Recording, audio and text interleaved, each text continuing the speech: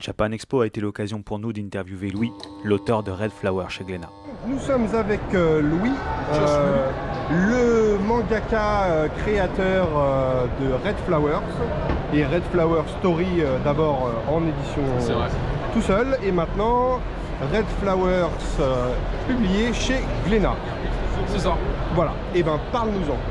Alors, Red Flower chez Glénat, c'est une nouvelle histoire épique dans le même univers qu'on connaît depuis Red Flower Stories. Donc là, on va garder tous les mêmes personnages qu'on a découverts, on va garder le même contexte, le même univers, sauf que cette fois-ci, c'est parti pour une histoire en 5 tomes. Grosse histoire bien épique. Et si je devais résumer l'histoire, c'est que le jeune Kelly est toujours en train d'apprendre la philosophie de son peuple. En fait, il pratique toujours autant les arts martiaux, mais quand il va passer un rituel pour devenir un adulte de sa tribu, enfin, il y a le sorcier Anansi qui va avoir une vision d'apocalypse. En fait, il y a un peuple étranger qui va débarquer sur l'île et mettre en péril la vie de sa tribu. Et là, le jeune Kelly se dit, comment je vais faire pour sauver ma tribu, pour protéger ma famille, si j'ai pas le droit de me battre? Ça va être ça l'intrigue de cette épopée en 5 tomes. On parle d'intrigue, mais la genèse de l'œuvre, comment ça t'est venu? La genèse, pardon. L'œuvre, elle m'est venue comme ça d'un coup, bam, inspiration. J'ai vu un gorille géant en train de sortir des arbres, j'ai vu un garçon qui court pour protéger sa petite sœur, mais je ne savais pas encore dans quel contexte, qu'est-ce qui se passe, c'est quoi l'histoire, pourquoi le gorille il est géant, pourquoi il a le poil blanc. Et le plus je creusais un petit peu l'histoire, le plus je cherchais à comprendre pourquoi des gens vivaient sur une île avec de tels monstres, le plus l'histoire et la trame générale de Red Flower en fait m'est venue. Et donc depuis le temps que je développe cette histoire, j'y ai rajouté bien sûr tous les contes, les légendes de mon enfance, j'y ai rajouté les mythes, les histoires avec lesquelles j'ai grandi. Et aujourd'hui ça fait le Red Flower qu'on connaît avec tous les motifs d'Afrique de l'Ouest, tous les symboles, les baobabs et la jungle qu'on a déjà vu dans mes œuvres. Justement, tu as déjà commencé par Red Flower Story, dans lequel on a déjà rencontré les personnages qu'on voit aujourd'hui, qui sont légèrement différents. Est-ce que c'était un choix ou est-ce que c'est parce qu'il fallait bien commencer quelque part? Alors, Red Flower Stories, ouais, il fallait commencer quelque part. C'était aussi dans une optique d'amélioration. J'étais là pour m'entraîner au dessin, j'étais là pour m'améliorer narrativement, graphiquement, sur tous les plans, la composition de la page. Et donc, Red Flower Stories, toutes ces histoires courtes que j'ai pu faire, ça m'a permis, histoire par histoire, de me remettre en question, de creuser des sujets différents, d'aborder des thèmes, des histoires et donc simplement de m'améliorer. 2 tomes plus tard, je me sentais finalement prêt, je me sentais assez aguerri en tant qu'auteur. Et là, il y a Glénat qui m'a proposé qu'on fasse un projet ensemble et je leur ai dit je veux bien qu'on fasse une nouvelle histoire du coup dans le même univers. Et là, on est parti sur cette histoire en 5 tomes. Alors, j'ai suivi 2-3 interviews et dans l'une d'elles, tu racontes que le sorcier que tout le monde adore et qui a des mimiques de visage très particulières, tu t'inspires de tes propres mimiques de visage pour le faire. Donc je ne mimerai rien, mais le sorcier Anansi, c'est celui avec lequel je m'amuse le plus. C'est un personnage que tout le monde adore, très ambigu, mais qui m'amuse énormément à dessiner en fait, parce qu'il a toujours des mimiques drôles, il permet de casser un petit peu le 4e mur de temps en temps, d'amener un petit peu de légèreté dans des moments qui sont sinon assez lourds. Et c'est le personnage qui pour le coup est le seul que je n'ai pas inventé de toute pièce, on va dire, pour cette histoire. C'est un personnage qui est réellement issu du folklore ouest-africain. Anansi en Afrique, c'est l'équivalent du goupil, du renard en fait. Et nous, c'est une araignée chez nous qui est très connue dans les contes populaires. Mais je l'ai emprunté, j'en ai fait un sorcier, je l'ai personnifié et je l'ai intégré à mes histoires. Il joue maintenant le rôle de griot. Pour ton public, tu nous fais une mimique quand même. Donc tu nous dis que donc Red Flower est prévu en 5 tomes. Est-ce que ces 5 tomes, c'est un arc et si ça marche, il y a une suite ou pas? Alors, histoire terminée en 5 tomes. Pourquoi? Parce que moi, pour être motivé pour raconter une histoire, il faut que je sache exactement où je vais. Je n'arrive pas à écrire un petit peu dans le vide, donc il fallait savoir la fin. J'ai calculé et j'aime pas les histoires qui traînent longtemps sans rien dire. Donc 5 tomes, c'est ce que je pense être nécessaire pour raconter l'histoire dans son entièreté et je n'irai pas plus loin. Après, rien ne m'empêche de revenir sur Red Flower Stories et de raconter plus de contes, plus de légendes, de nouvelles histoires, des spin-offs. Mais là pour l'instant, l'histoire chez Glénat, 5 tomes.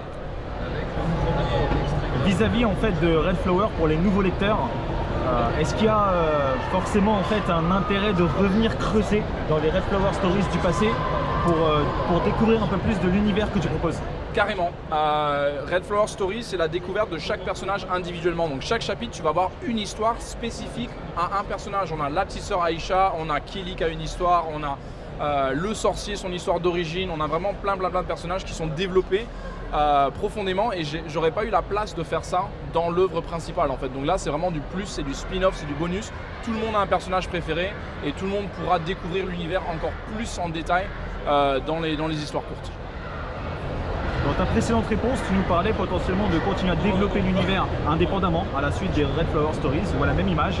Du coup, quel personnage tu aurais envie de creuser en séparé, même si c'est pas forcément pour nous dire quel sera le prochain Red Flower Stories, lequel t'aimerais en fait justement, ou lesquels t'aimerais développer justement cette image? J'adore le personnage de Obé, Obé qui a plu à beaucoup de lecteurs aussi par sa douceur malgré sa taille gigantesque.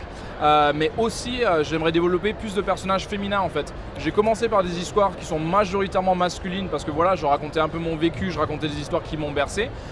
Mais le plus je creuse cet univers, le plus je prends conscience et le plus j'ai envie de raconter aussi l'histoire des femmes qui habitent cet univers qui est un univers à première vue très masculin avec les arts martiaux, la guerre, tout ça, mais qui ont un rôle aussi important à jouer dans mon intrigue et dans le développement de l'histoire. Donc je pense que je ferai des histoires spécifiques aux personnages féminins. Dans une autre interview, tu nous disais qu'en quoi tu avais découvert très tardivement le manga par le scan crade. Depuis, quelles sont tes inspirations dans quoi tu allais puiser?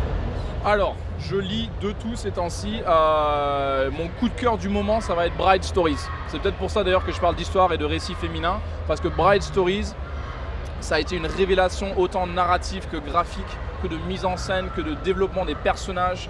C'est un coup de cœur absolu. L'histoire, elle est extrêmement prenante, les personnages attachants. Et du coup, c'est mon coup de cœur du moment. Après, je lis beaucoup trop de choses pour toutes les citer. Mais Bright Stories, ça va être ma recommandation à ceux qui suivent. Dans Red Flower, il y a un passage où ça se combat un petit peu. Et tu nous parlais de ce personnage géant et pourtant touchant. Ouais. Est-ce que tu t'es inspiré de mangas tels que Inumaro Sumo pour pouvoir en parler? Alors oui, clairement, les sumos, j'adore ça. Ça se voit dans les arts martiaux que je dessine.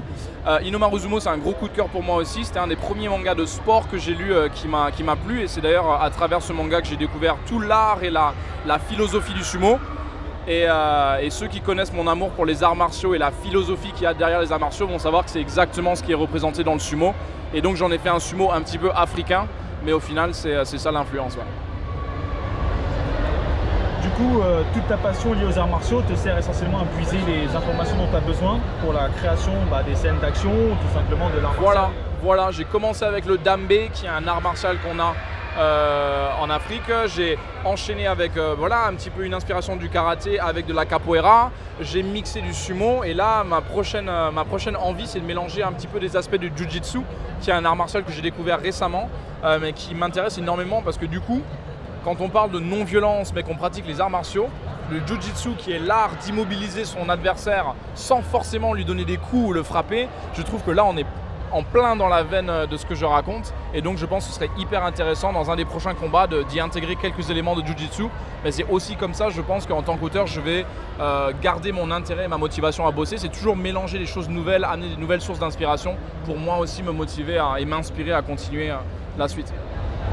Une question qu'on pose à tous nos invités. Dis-moi. Si tu étais un animal, tu serais quoi? Si j'étais un animal, moi, un chimpanzé, je sais pas, c'est quoi un animal bruyant? Un animal. Franchement.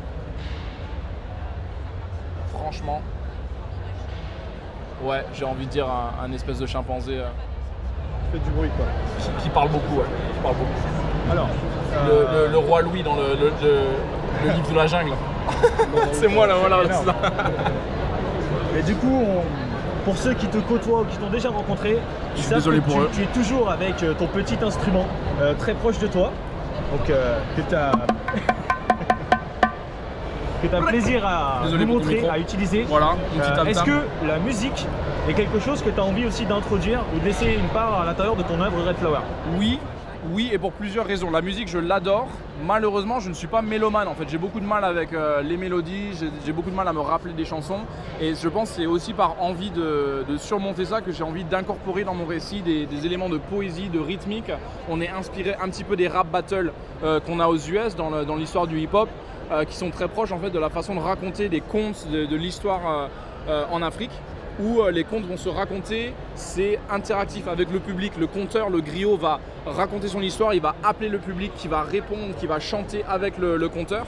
Et en fait, je pense que j'ai envie de reprendre cette culture, cette façon de raconter qui est hyper dynamique, hyper engageante, qui va avoir des éléments de danse même, et de les adapter au manga. Donc voilà, on verra si le pari il est réussi. Mais voilà, j'ai cette envie de créer un récit musical et engageant que le lecteur pourrait suivre. On te remercie pour le temps que tu nous as accordé. Merci on invite à vous. tout le monde à découvrir l'univers de Red Flower. Est-ce que tu aurais une anecdote pour finaliser l'interview Une anecdote. au sujet de ton œuvre ou de ton métier d'artiste, peu importe. J'espère que vous allez couper. Bah écoute, j'ai une anecdote que j'aime bien raconter. Le sorcier Anansi, si présent là, bam. C'est un sorcier que j'ai réellement vu, que j'ai réellement rencontré, en plus d'être une adaptation du personnage populaire. Dans les années où j'ai pu faire de l'humanitaire au fin fond de la jungle au Ghana, j'ai eu l'occasion de rencontrer un sorcier vaudou qui était tout aussi barré et tout aussi loufoque que le personnage que vous voyez là. Donc, si jamais vous voyez Anansi et ses mimiques, vous savez qu'en fait, je m'inspire de quelque chose de réel. Et voilà. Merci à vous les gars, ça fait plaisir. Le mot de la fin, merci à tous ceux qui me soutiennent, merci à ceux qui me suivent depuis le début, depuis les histoires courtes, et ceux qui me suivent encore sur cette nouvelle histoire. La confiance, elle me fait extrêmement plaisir. Moi, je me malmène pour vous donner une suite à la hauteur de vos attentes, donc merci toujours.